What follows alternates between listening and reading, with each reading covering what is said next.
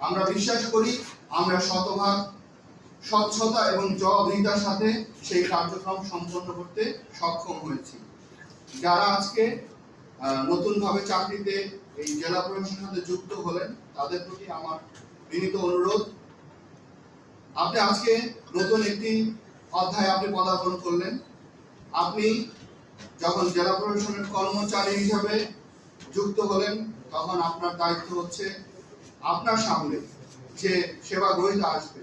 তাকে, আজকে আপনাকে যেভাবে আমরা মেধা এবং দক্ষতার ভিত্তিতে আপনাকে সম্মান করেছি,